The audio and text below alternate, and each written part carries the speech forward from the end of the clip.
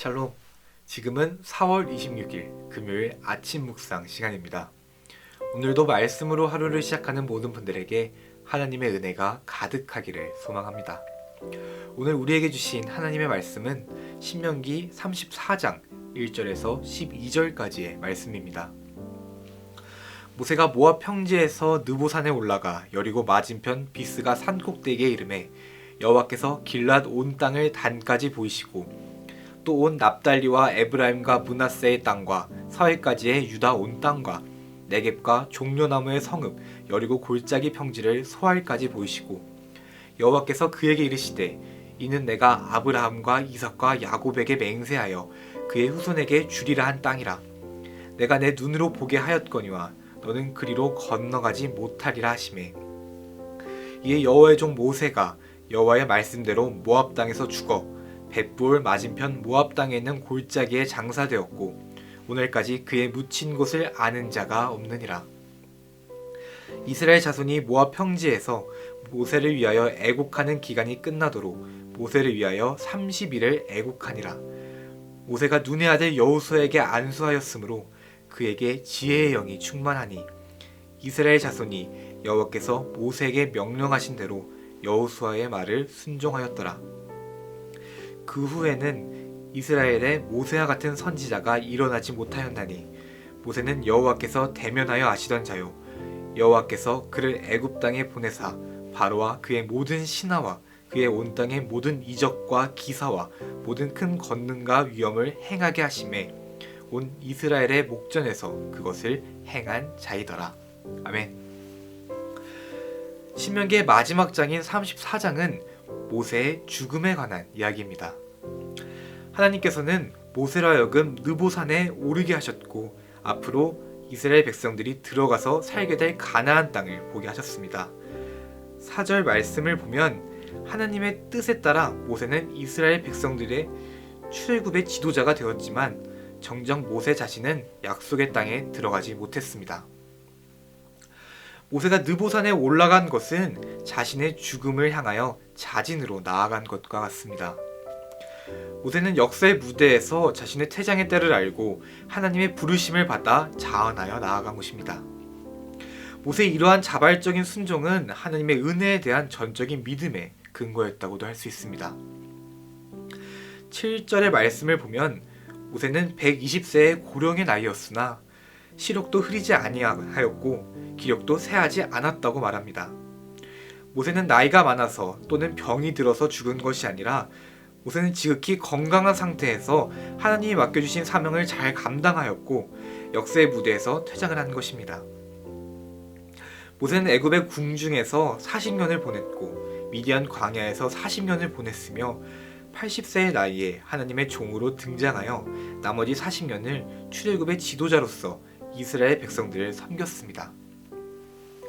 모세는 하나님의 뜻에 따라 자신이 약속의 땅으로 들어갈 수 없게 됨을 알았습니다. 그래서 자신을 대신할 이스라엘의 지도자를 하나님께서 세워주시기를 간구했습니다. 이에 대한 응답으로 하나님께서는 눈의 아들 여호수아를 모세의 후계자로 말씀하셨습니다. 그리하여 모세는 자신이 죽기 전에 여호수아에게 안수를 합니다. 9절 말씀을 보면 모세가 눈의 아들 여호수아에게 안수하였으므로 그에게 지혜의 영이 충만하니 이스라엘 자손이 여호와께서 모세에게 명령하신 대로 여호수아의 말을 순종하였더라 라고 말합니다. 10절부터 12절까지의 말씀을 보면 모세는 하나님의 위대한 구원 역사의 출애굽의 지도자로서 하나님이 애굽 땅에 보내어 행하라고 말씀하신 모든 것을 완수한 지도자였다는 것을 알 수 있습니다. 이러한 모세가 결국 가나안 땅에 들어가지 못하고 죽는 것은 인간적인 시선으로 바라볼 때 매우 아쉽고 안타까운 마음이 들기도 합니다. 그러나 이를 통해 이스라엘 백성들을 약속의 땅인 가나안으로 이끌고 가는 것은 모세나 아론과 같은 인간인 지도자가 아니라 결국 하나님께서 하시는 것임을 우리에게 깨닫게 해줍니다. 모세의 죽음은 이스라엘 역사에 있어서 한 시대를 닫고 새로운 한 시대를 여는 중요한 전환점이었습니다. 출애굽과 광야 시대의 막을 내리고 가나안 시대라는 새로운 시대를 연 것입니다. 하나님께서는 모세 퇴장 이후에도 모세를 대신할 여호수아를 이스라엘의 새로운 지도자로 등장시키시면서 지혜의 영을 충만하게 하셨습니다. 하나님께서 여호수아에게 지혜의 영을 충만하게 하셨다는 것은 부르심을 받은 사람에게는 실제로 일할 수 있는 능력을 갖추어 주신다는 것입니다. 또한 지도자가 바뀌고 시대가 바뀐다 할지라도 하나님의 백성들을 향한 하나님의 은혜는 변함없이 계속해서 우리에게 주어진다는 것을 알려줍니다. 모세는 하나님의 부르심을 받기 전 애굽 궁중에서 살다가 살인을 저지르고 도망한 살인자이자 도망자였습니다. 말의 언변도 부족했지만 하나님께서는 그러한 모세를 80세에 부르시고 위대한 출애굽의 지도자로 사용하셨습니다. 모세는 삶의 처음부터 마지막 순간까지 모든 것을 하나님께 맡긴 사람이었습니다. 우리는 모세라는 사람 뒤에 계시는 하느님을 바라봐야 합니다. 모세의 파란만장한 인생에서 고난과 역경의 순간들, 얼음의 막막한 순간들에는 항상 하나님께서 동행하셨고 역사하시는 순간들이 있었습니다.